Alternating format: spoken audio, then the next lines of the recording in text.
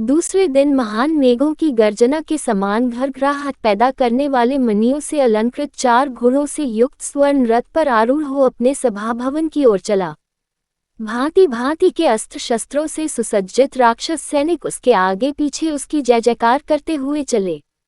मार्ग में लोग शंखों और नगाड़ों की तुमुलनाद से संपूर्ण वातावरण को गुंजायमान कर रहे थे। सड़कों पर सहस्त्रों नागरिक खड़े होकर उसका अभिवादन कर रहे थे, जिससे उसका मस्तक गर्व से उन्नत हो रहा था। इस समय वह अपनी वैभव की तुलना देवराज इंद्र से कर रहा था। सभा भवन में पहुंचकर वह अपने मणिमय स्वर्ण सिंहासन पर जाकर बैठ गया। उसके सिंहासनासीन होने पर अन्य दरबारियों और मंत्रियों ने भी अपने अपने आसन ग्रहण किए।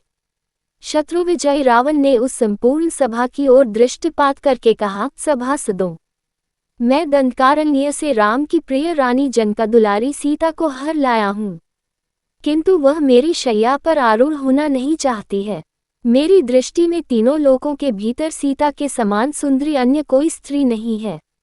उसे देखने के बाद मेरा मन मेरे वश में नहीं रह गया है।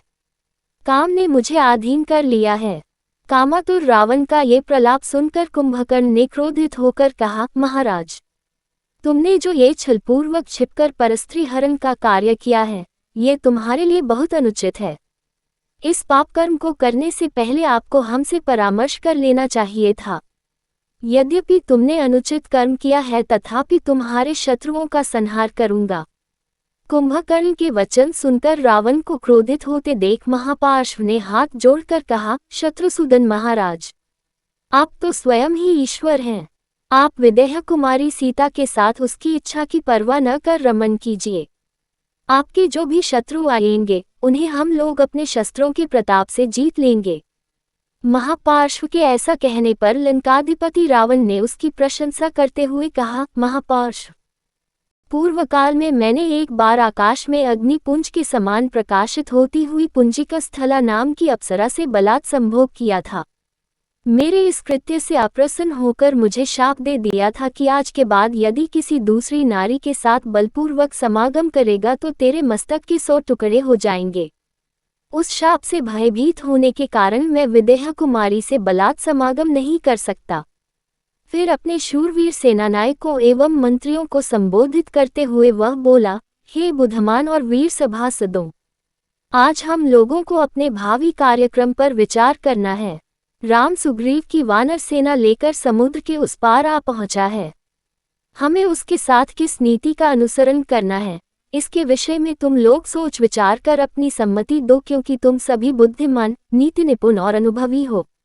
रावण की बात सुनकर लगभग सभी राक्षसों ने उत्साहित होकर उसे वानर सेना से युद्ध करने का परामर्श दिया। उनका मत था कि हमारे अपार बल के आगे ये छोटे छोटे वानर ठहर नहीं सकेंगे। प्रत्येक दशा में विजय हमारी होगी। अन्य सभी राक्षसों की सम्मति दे चुकने पर विभीषण ने खड़े होकर कहा, हे तात, सीता का जो अपहरण आपने किया है वह अत्यंत अनुचित है। सीता वास्तव में एक विषैली नागिन है जो आपके गले में आकर लिपट गई है। उसके उन्नत उरोज भयंकर फन है, उसका चिंतन मारक विष है और उसकी मुस्कान तीक्ष्ण दाने हैं। उसकी 5 अंगुलियां उसके 5 सिर हैं। यह आपके प्राणों को अपना निशाना बनाकर बैठी है। इसलिए मैं आपसे कहता हूँ कि यदि आपने इस नागिन से छुटकारा नहीं पाया तो राम के बाण राक्षसों के सिर काटने में तनिक भी संकोच न करेंगे। इसलिए सबका कल्याण इसी में है कि सीता को तत्काल लौटा कर राम से संधि कर ली जाए। विभीषण के वचन सुनकर प्रहस्त ने कहा, विभीषण, हमने युद्ध में देवताओं, राक्षसों तथा दानवों को पराजित किया है, फिर एक साधारण मानव से भयभीत होने की क्या आवश्यकता है। प्रहस्त का प्रश्न सुनकर विभीषण ने उत्तर दिया, हे मंत्रवर, राम कोई साधारण मानव नहीं है। उनका वध करना वैसा ही असंभव है जैसा बिना नौक के सागर को पार करना। मैं उनकी शक्ति को जानता हूँ, हमारी संपूर्ण दानवीय शक्ति भी उनके सम्मुख नहीं ठहर सकती। राक्षसी क्या देव, गंधर्व और किन्नर भी उनसे जीत नहीं सकते। फिर विभीषण ने रावण को संबोधित करते हुए कहा, हे राक्षसराज, आप काम के वशीभूत होकर अनुचित कार्य करने जा रहे हैं और ये मंत्रीगण केवल चाटुकारिता में आपकी हाँ में हाँ मिला रहे हैं। ये आपके हित की सच्ची बात नहीं कह रहे हैं। मैं फिर आपसे कहता हूँ कि सीता को लौटाकर राम से संधि कर लेने में ही आपका, लंका का और संपूर्ण राक्षस समुदाय का कल्याण है। विभीषण की बातों से चिढ़कर मेघनाद बोला, चाचा जी, आप सदा कायरों की भांति निरुत्साहित करने वाली बातें किया करते हैं। आपने अपनी कायरता से पुलस्त्य वंश को कलंकित किया है। क्षमा करें, इस कुल में आज तक कोई ऐसा भीरू और निर्वीर्य व्यक्ति ने जन्म नहीं लिया।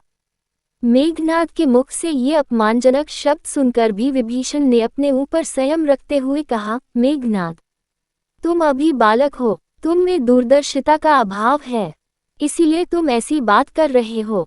मैं फिर कहता हूँ कि राघव से क्षमा मांग कर सीता को लौटाने में ही हमारा कल्याण है।